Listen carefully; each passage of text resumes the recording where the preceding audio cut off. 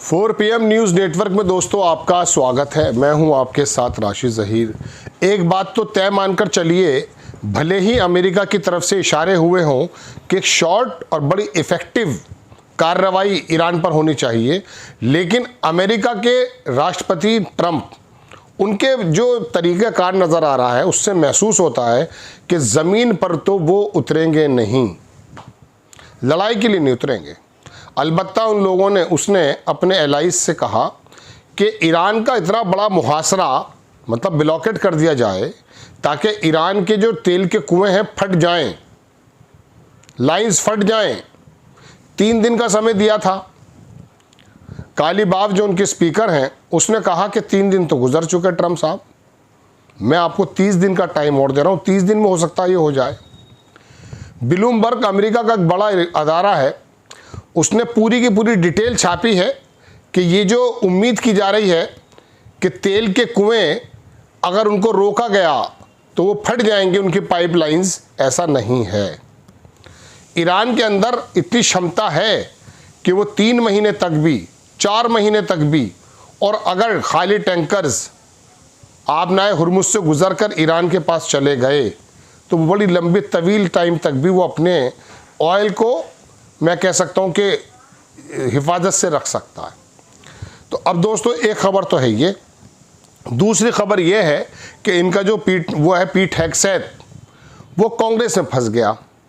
वो कहना चाहता था कि हमारा जो रक्षा का बजट है वो 1.5 यानी कि 1.5 ट्रिलियन, हमारे भारत की जो पूरी की पूरी अर्थव्यवस्था है वो 4-4.25 ट्रिलियन की है।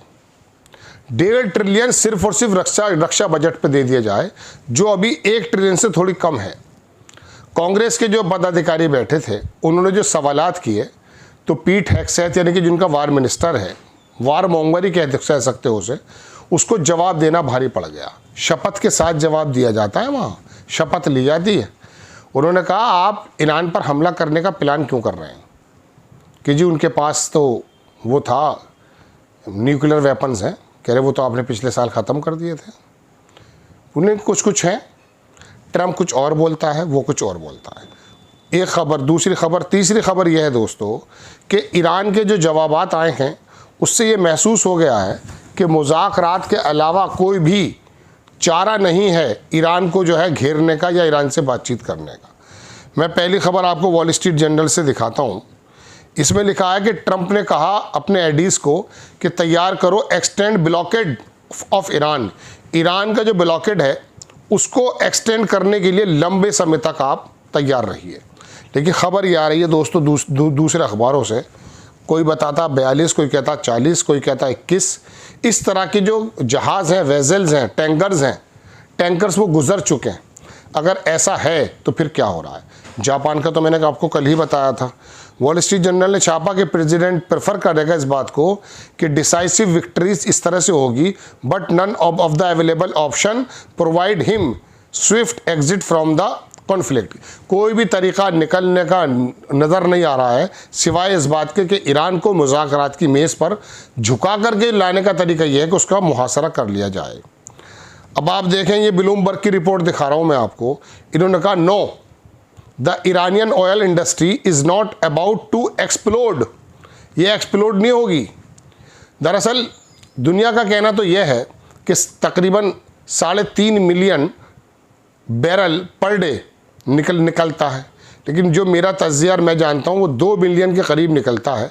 उसको अगर 3.5 बिलियन भी माना जाएगा तो उनके पास 4 से 6 हफ्ते के बीच तक का स्टोरेज करने का धंधा है। अगर वो 3.5 से 3 कर देते हैं, 2500 कर देते हैं, वैसे तो 2 मिलियन बैरल जो है पर डे निकालने का उनके पास कैपेसिटी है, निकलेगा। वरना वो वाकई इसमें कोई दो राय नहीं है कि अगर लंबे समय तक उसको ना निकाला जाए, जो कि उसकी पाइपलाइंस में क्रूड ऑयल है, तो फिर दिक्कत पैदा करता है। कोई कहता है 22 दिन में ख़राब हो जाता है, ट्रंप को बता दिया गया 3 दिन में हो जाएगा। तो ऐसे में ईरान के पास अभी ऑप्शन है, लेकिन कालीबाफ ने कहा कि काम करो ना आप बजाय 3 दिन के 30 दिन का समय दे रहा हूँ मैं आपको। और वो 30 दिन का जो समय दिया गया उससे पता चल रहा है कि वाकई ये तो बड़ी दिक्कत की बात हो गई है। ठीक है जनाब, अब मैं आपको दिखाता हूँ वो ज़रा वार जो मिनिस्टर है उसका क्या हाल हुआ है। उसका भी हाल गलत हुआ है। आप पहली खबर दिखाता हूँ आपको मैं, ये सेंटकॉम का जो कमांडर है विराट कूपर, उसने सेलिब्रेट किया है ये अचीवमेंट कि जो यूएस का नेवल ब्लॉकेड ईरान पर है उसको वो हाईली इफ़ेक्टिव मान रहे हैं। मानते रहिए, वो आने वाला वक्त बताएगा। ट्रंप ने रिजेक्ट कर दिया ईरान का प्रपोजल। क्या है वो?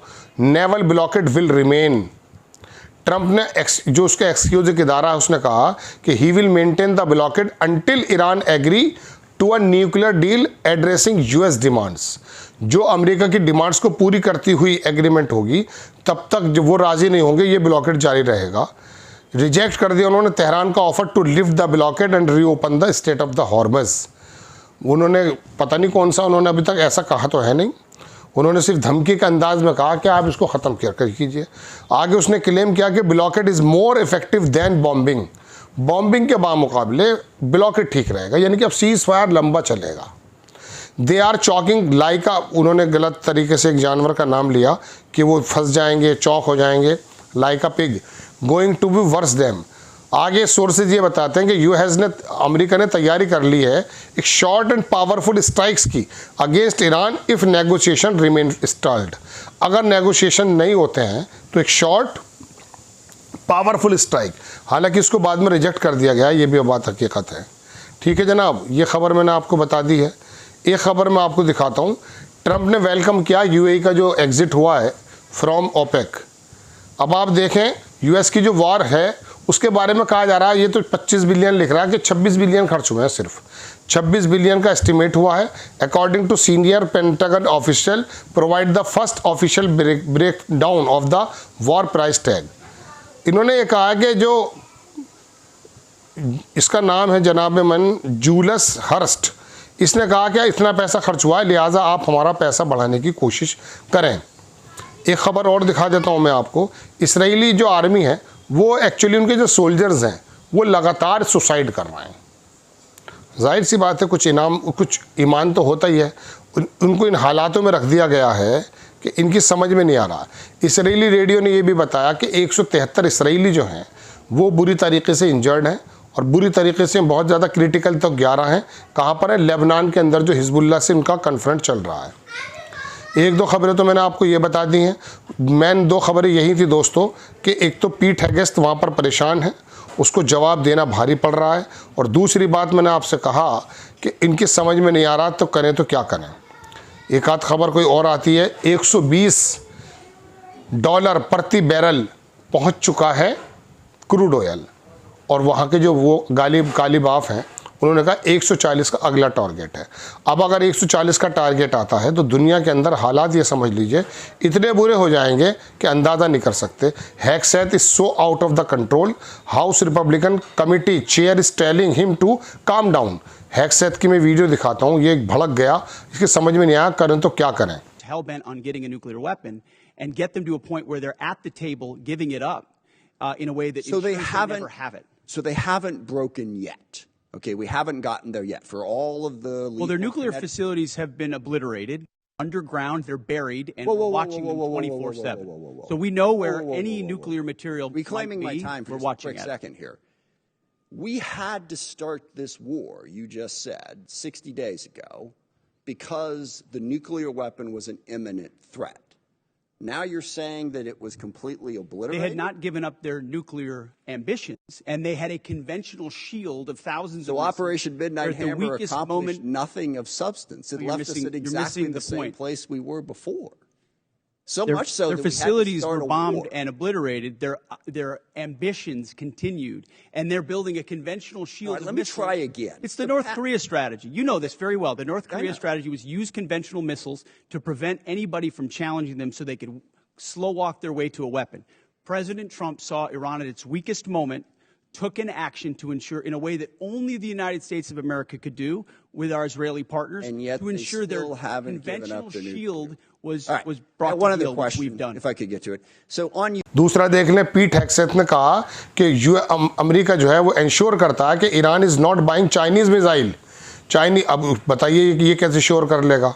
ये हेग्सेथ से सवाल पूछते हुए हैं कि उन्होंने कहा, झूठ पकड़ लिया हेग्सेथ का, डिस्ट्रॉइंग ईरान न्यूक्लियर कैपेबिलिटीज, जो मैंने भी आपसे कहा था कि हेग्सेथ ने कहा कि Iran nuclear facilities have been obliterated, Smith जो उनका कांग्रेस वो बंदा था, उसने पूछा कि आपने तो कहा था कि जब लड़ाई शुरू हुई थी कि न्यूक्लियर वेपन जो है वो पूरी तरह से थ्रेट है अमेरिका ईरान की, आप कह रहे हैं ख़त्म हो गया। You are saying the it was completely obliterated, अब कह रहे हैं ख़त्म हो गया, फिर कहते हैं कि हम इसलिए हमला कर रहे हैं।